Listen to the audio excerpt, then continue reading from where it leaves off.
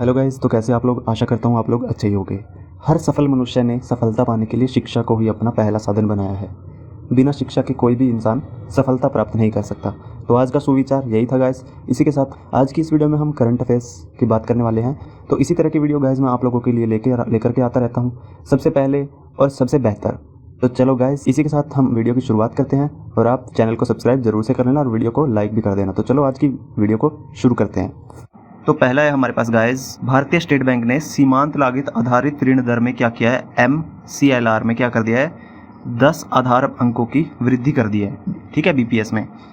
तो इसमें जो मुख्य पॉइंट है वो देख लेते हैं हम क्या क्या है। देखो, तो पिछले 3 साल में पहली बार ऐसी बढ़ोतरी हमें देखने को मिली है गाइस MCLR में। ठीक है, नई MCLR जो ब्याज दर है वो 15 अप्रैल 2022 से प्रभावी हो जाएगी। ठीक है, तो इससे क्या प्रभाव पड़ेगा, इससे क्या होगा गाइस कि घर, ऑटो, अन्य ऋण जो जितने भी होंगे वो सब महंगे हो जाएंगे। ठीक है गाइस, तो चलो आगे चलते हैं हम। तो आगे है हमारे पास गाइस सीमांत लागत आधारित ऋण दर MCLR है क्या, वो हम एक बार देख लेते हैं। ऐसी सबसे कम ब्याज दर है जिसपे कोई भी बैंक या फिर कोई भी ऋणदाता है जो है ऋण दे सकता है। ठीक है गाइस, MCLR प्रणाली है जो बेस रेट प्रणाली की जगह ले ली है इसने। ठीक है, MCLR CRR जो है सीमांत फंड लागत, अवधि, प्रीमियम और परिचालन लागत। ठीक है गाइस, तो चलो आगे अगले पॉइंट पे चलते हैं हम। तो आगे हमारे पास guys number 2, oil India limited ने क्या किया है, भारत का पहला शुद्ध हरित हाइड्रोजन संयंत्र चालू कर दिया है गाइस। ठीक है, इसके हम मुख्य पॉइंट्स के बारे में जान लेते हैं। मुख्य पॉइंट्स इसके इस तरह से है, कुछ के असम के जोरहाट में चालू किया गया है। ठीक है गाइस, असम के जोरहाट में इसको चालू किया गया है। नंबर 2, क्षमता इसकी जो है 10 किलोग्राम प्रतिदिन की क्षमता इसकी रहेगी गाइस। ठीक है, नंबर 3, मौजूदा जो है इसकी 500 किलोवाट की जो है सौर संयंत्र इसके अंदर जो है वो बिजली उत्पन्न करता है। उससे क्या होगा, हरित हाइड्रोजन का उत्पादन किया जाएगा 100 किलोवाट EEM इलेक्ट्रोलाइजर सरणी का उपयोग करके। ठीक है गाइस, भारत में पहली बार अनायन एक्सचेंज मेम्ब्रेन EEM तकनीक का इस्तेमाल किया जा रहा है गाइस। ठीक है, आगे इस संयंत्र जो ऑयल इंडिया लिमिटेड का जो संयंत्र है इससे क्या होगा, हरित हाइड्रोजन का उत्पादन किया जाएगा, तो उसको 10 किलोग्राम प्रतिदिन से बढ़ाकर 30 किलोग्राम प्रतिदिन ये कर देगा। ठीक है गाइस, तो चलो आगे चलते हैं। मोस्ट इंपॉर्टेंट करंट अफेयर है, तो आने वाले जितने भी एग्जाम है उनमें ये आ सकती है। तो गाइस वीडियो को एंड तक जरूर से देखते रहना, और जितने भी मैं करंट अफेयर करवा रहा हूँ इसमें से बहुत सारे क्वेश्चंस आपके अंदर से बन जाएंगे। तो अगला पॉइंट हमारे पास है, ऑयल इंडिया लिमिटेड ने जो है प्राकृतिक गैस के साथ हरित हाइड्रोजन जो है उसका उत्पादन करने के लिए क्या है, IIT गुवाहाटी के साथ सहयोग किया है। ठीक है, सहयोग से अध्ययन शुरू कर दिया है। आगे हमारे पास रक्षा मंत्रालय ने क्या किया, आयुष मंत्रालय के साथ 2 समझौतों पर हस्ताक्षर किए गए। ठीक है, इनमें से एक समझौता जो है 37 छावनी अस्पतालों में आयुर्वेदिक केंद्र को स्थापित करना है। ठीक है, दूसरा जो समझौता है हमारे पास, सशस्त्र बल जो चिकित्सालय जो हैं उनके अंदर 12 सैन्य अस्पतालों का आयुर्वेदिक केंद्र शुरू करना है। ठीक है गाइज, और अगला इंपॉर्टेंट पॉइंट जो है इसमें, वैश्विक आयुष निवेश और नवाचार सम्मेलन के दौरान इसमें हस्ताक्षर किए गए थे। ठीक है, आयुर्वेद केंद्र जो है 1 मई 2022 से प्रदेश में चालू हो जाएंगे। तो आगे चलते हैं हम। आगे हमारे पास गाइस नंबर 4, किरण पोलार्ड जो है अंतरराष्ट्रीय क्रिकेट से संन्यास की घोषणा उन्होंने कर दिया है। मार्च 2020 में इन्होंने क्या है 500 T20 मैच खेलने वाले पहले क्रिकेटर ये बन गए थे। फरवरी 2022 में इन्होंने वेस्ट इंडीज के लिए 100 T20 अंतरराष्ट्रीय मैच खेलने वाले ये पहले क्रिकेटर बने थे। ठीक है गाइस, तो आगे चलते हैं हम। आगे हमारे पास राष्ट्रीय सिविल सेवा दिवस 2022, ठीक है, जो 21 अप्रैल को मनाया जाता है। ठीक है, हर साल भारत में 21 अप्रैल को सिविल सेवा दिवस मनाया जाता है। अगला पॉइंट जो है हमारे पास गाइस, प्रशासनिक तंत्र के सुचारू कामकाज को सुनिश्चित करने के लिए सरकार ने क्या किया है, विभिन्न विभागों और संगठनों में अथक परिश्रम करने वाले सिविल सेवक हैं जो उनके प्रयासों को चिन्हित करने के लिए इस दिन को मनाया जाता है। 21 अप्रैल को राष्ट्रीय सिविल सेवा दिवस जो है उसको क्यों चुना था मनाने के लिए, 21 अप्रैल को ही क्यों चुना गया, 21 अप्रैल को इसलिए चुना गया था गाइस क्योंकि 21 अप्रैल 1947 को भारत के पहले गृह मंत्री सरदार वल्लभ भाई पटेल जो है उन्होंने अधिकारियों को संबोधित किया था। प्रशासनिक गाइस 2006 में पहला राष्ट्रीय सिविल सेवा दिवस मनाया गया था। ठीक है, जो चार्ल्स कॉर्नवालिस जो है वो भारतीय सिविल सेवा के पिता इनको कहा जाता है। ठीक है, किनको कहा जाता है, चार्ल्स कॉर्नवालिस को। ठीक है, अगला पॉइंट जो है, सिविल सेवा दिवस के अवसर पर प्रधानमंत्री नरेंद्र मोदी नई दिल्ली में विज्ञान भवन में क्या करेंगे, प्रधानमंत्री पुरस्कार प्रदान करेंगे। आगे हमारे पास गाइस महाराष्ट्र के पर्यटन मंत्री आदित्य ठाकरे ने, पर्यटन मंत्री जो आदित्य ठाकरे जी है, टैप इन टैप आउट नाम की एक क्या डिजिटल टिकट सुविधा इन्होंने शुरू की है। भारत की पहली ऐसी बस सेवा का इन्होंने उद्घाटन किया है। ठीक है गाइज, मुख्य जानकारी, मुख्य महत्वपूर्ण जो है वो हम एक बार देख लेते हैं। काफी सारे क्वेश्चंस इसके अंदर से निकलते हैं आने वाले एग्जाम्स में। आ सकते हैं क्वेश्चन, ठीक है। तो चलो पढ़ लेते हैं। गेटवे ऑफ इंडिया से चर्च गेट रूट की यात्रा करने वाली जितनी बेस्ट बसें हैं उनमें से किसी एक को सेवा का उद्घाटन किया गया, उन पर इस सेवा का उद्घाटन किया गया, ठीक है। तो आने वाले जो भविष्य में क्या है 438 रूट की ऐसी बसें चलाने का इनकी योजना है, ठीक है। टैप इन टैप आउट सेवा का उपयोग करने के लिए उन्होंने क्या किया है, मशीन के सामने अपने चलो स्मार्ट कार्ड या फिर चलो स्मार्ट ऐप को टैप इन करना होगा, ठीक है।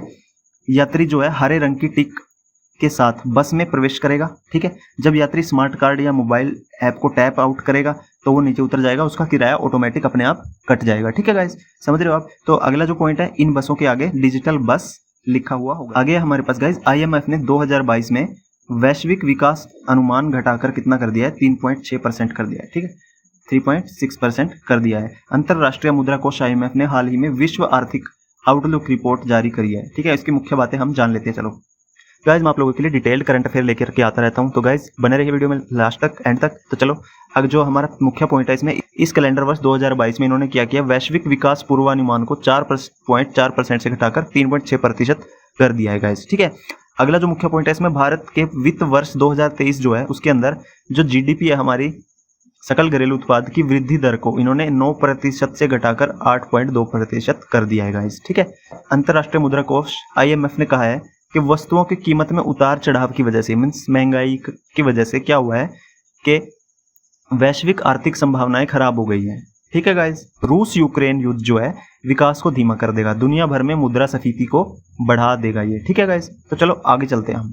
तो आगे हमारे पास गाइज तीनों ग्रीको रोमन भारतीय पहलवानों ने मंगोलिया में एशियाई कुश्ती चैंपियनशिप में कांस्य पदक जीते हैं, ठीक है। तो इसके मुख्य पॉइंट्स हम जान लेते हैं क्या है। जो भारतीय पहलवान है, जो सुनील कुमार है, अर्जुन हलाकुर्की है और जो नीरज है, तीनों ने क्या किया, मंगोलिया में एशियाई कुश्ती चैंपियनशिप में हिस्सा लिया था।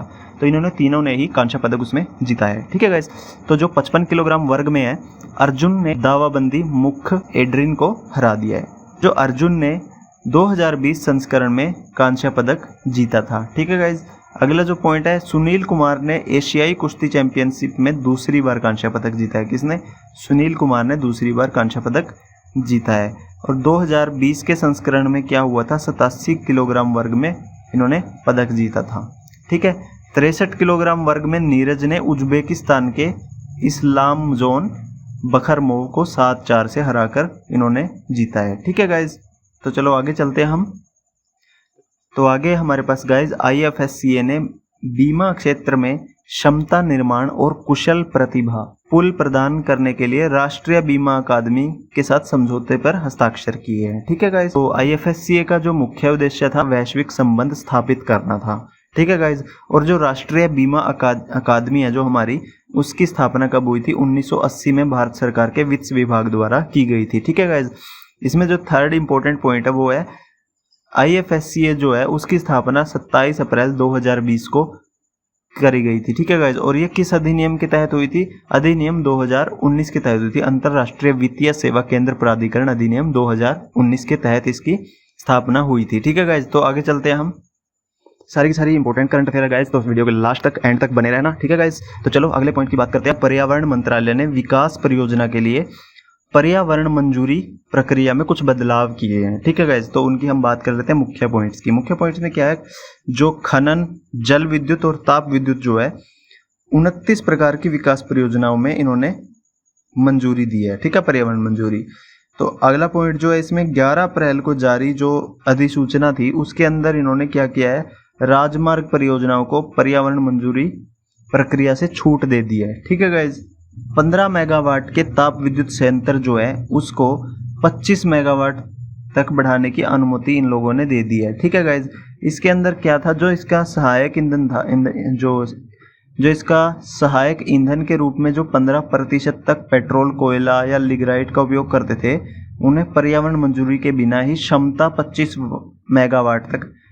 मेगावाट तक बढ़ाने की अनुमति दे दी है, ठीक है गाइज। तो आगे चलते हैं हम अगले पॉइंट पे। अगला जो पॉइंट है इसके अंदर गाइज, नदी घाटी परियोजनाओं के लिए इसे बढ़ाकर 13 वर्ष, परमाणु परियोजनाओं के लिए इसे 15 वर्ष कर दिया गया है, ठीक है गाइज। तो चलो आगे चलते हैं हम। आगे हमारे पास गाइज PM मोदी ने गुजरात के दाहोद में क्या किया है, आदिजाति महासम्मेलन परियोजनाओं का उद्घाटन किया है, ठीक है। नंबर 1 पे है जो 22,000 करोड़ रुपए की परियोजनाओं का ये उद्घाटन किया गया है, ठीक है। नंबर 2 पे दाहोद में रेलवे उत्पादन इकाई में क्या है, 9000 हॉर्स पावर यानी 9000 HP इलेक्ट्रिकल इंजनों के निर्माण परियोजना है। ठीक है गाइज। आगे जो है कार्यशाला 1926 में स्थापित की गई थी। ठीक है। और जो पीएम मोदी ने 1400 करोड़ रुपए की अन्य परियोजनाओं का भी उद्घाटन गुजरात में किया है। दाहोद जो जिला है, जल जो आपूर्ति योजना है, उसमें नर्मदा नदी के बेसिन पर इसका निर्माण किया गया है। ठीक है गाइज। तो जो प्रधानमंत्री है उन्होंने दाहोद स्मार्ट सिटी की 5 परियोजनाओं का उद्घाटन वहां पे किया है। ठीक है गाइज। तो चलो आगे चलते हैं।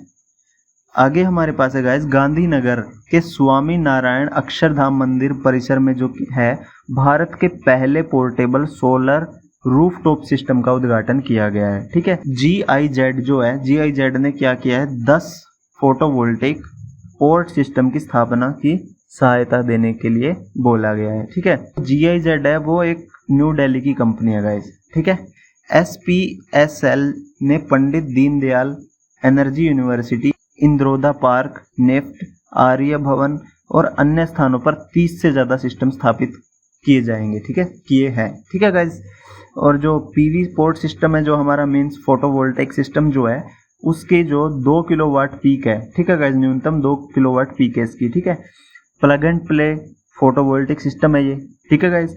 और जो ये अत्यधिक किफ़ायती भी है, मीन्स सस्ता भी है ये। ठीक है। इसकी सेल्फ लाइफ जो है 25 से 30 साल तक है। ठीक है गाइज।